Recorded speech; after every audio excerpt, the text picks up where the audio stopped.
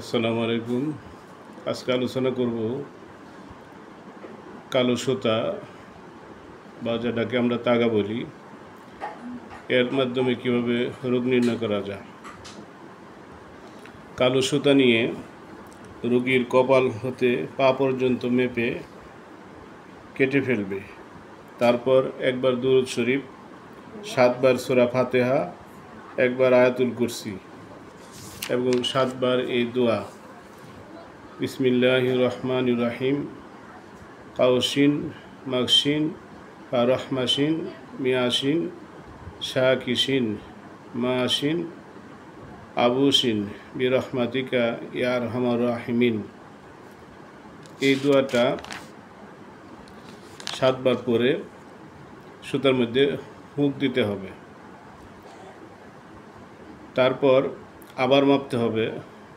মাপার পরে যদি দেখা যায় সুতা ছোটো হয় না বড় হয়, যদি 1 আঙ্গুল ছোটো হয় তাহলে দৈত্যদানবের সমস্যা, যাকে আমরা দেও বলে জানি। আর যদি সুতা 2 আঙ্গুল ছোটো হয় তাহলে আসিফ জিনের সমস্যা। আর যদি 3 আঙ্গুল ছোটো হয় তাহলে জাদুর সমস্যা। আর যদি 4 আঙ্গুল ছোটো হয় তাহলে উম্মু সিবিয়ান এর সমস্যা। উম্মু সিবিয়ান একটা জিন,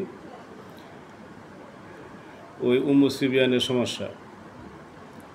আর যদি বড় হয়, 1 আঙ্গুল বড় হয় তাহলে মানুষের নজর লেগেছে।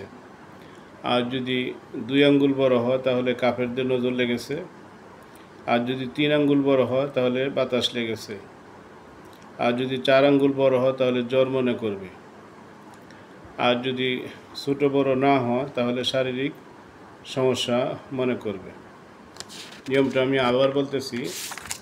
প্রথম কপাল থেকে এই যে চুল যে পর্যন্ত উঠছে, এখান থেকে নিয়ে পায়ের রোগী দাঁড়াবে, তো একজন মাপবে।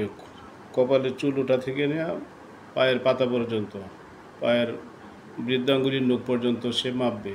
মাপার পরে যতটুকু হয়েছে এটা কেটে ফেলবো।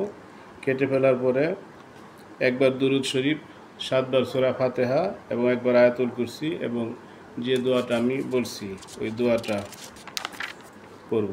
করার পরে ফুঁক দিয়ে আবার মাপব।